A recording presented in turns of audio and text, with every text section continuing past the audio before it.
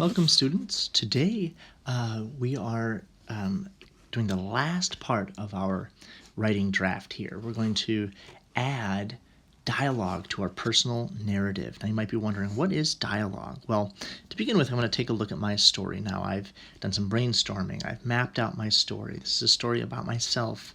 I chose a story that I really am excited about. I drew what that story looks like. I added some transition words. I told my story. I read it out loud. Yesterday, I wrote my whole story down with paper. Now, yesterday I just showed you me beginning my story. It all started when I was driving to Washington.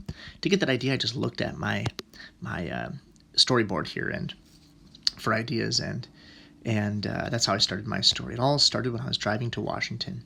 When I filled up my whole page and told my entire story and zoomed in on a part of it that I thought was really important and really told more of that story than the rest of it, I gave my story a title. I put my title up here. I said, "A boat with a hole won't float." Notice every word, except for I guess, in my title, every word is capitalized. We capitalize our titles. So go ahead and make sure to do that. Give your story a fun title.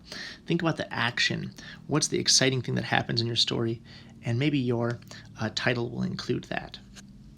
Okay, now today we are adding dialogue. Now, what is dialogue? I'll go ahead and write that. Dialogue, kind of an unusual word, right? Dialogue is when people talk to each other.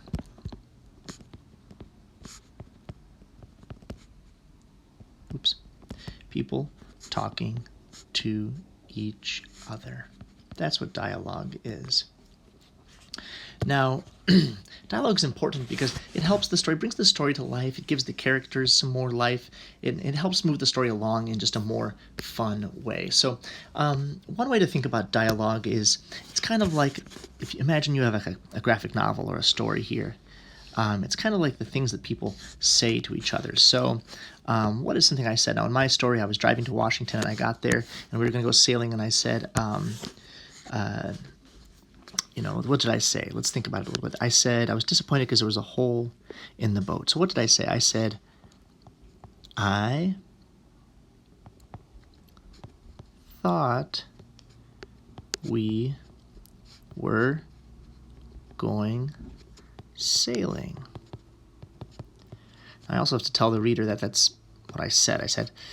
I said I thought we were going sailing. So dialogue is when we say something. And in a comic, we kind of imagine that being in a bubble.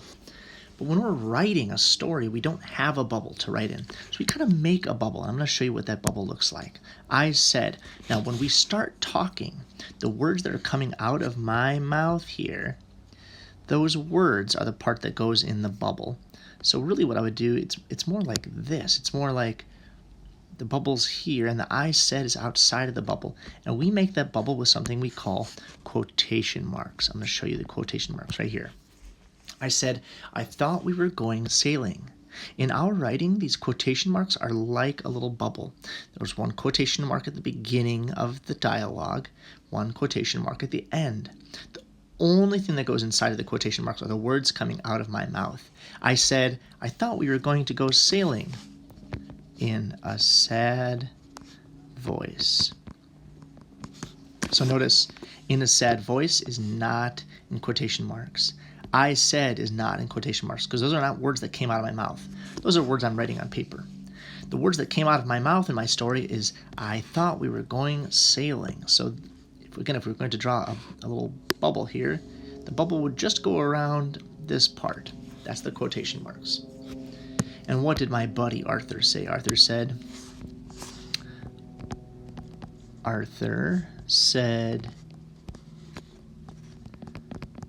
I'm sorry, we can't.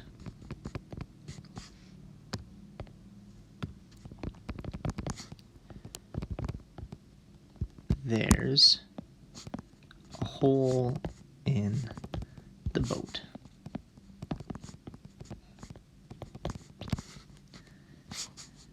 He looked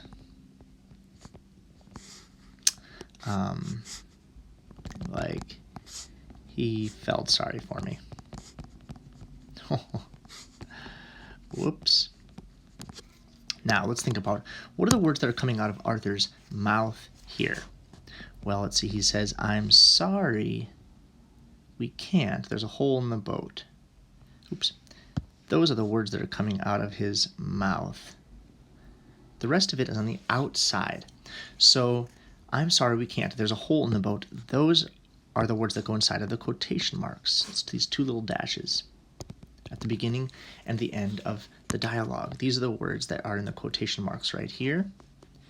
The rest of it is outside of the quotation marks. So go ahead. You don't have to put this in your story yet because I know your story is already done. There's probably not room for it. But on the next page, choose a part of your story, probably the part with action, but it doesn't have to be. This is a great way to zoom in and slow down on your action, though. Choose a part of your story that you want to add some detail and add some dialogue. What are the things that people would say to each other? See if you can come up with, I've come up with 2 lines of dialogue here. Can you come up with 6 lines of dialogue, 6 things that people say to each other? Just a couple other things to keep in mind when you're writing your dialogue. Your dialogue always begins with a capital letter. So notice here we have a capital letter here, I. So your dialogue always begins like a capital letter, like it's a new sentence. When you're interrupting 2 parts, when dialogue is interrupting 2 parts like I have here, like I have Arthur said, then the dialogue, and then another part down here. The second part can begin with a lowercase. Actually, when it's interrupted in the middle, the second part can start with a lowercase. Let me show you what that might look like. Let's see here. Right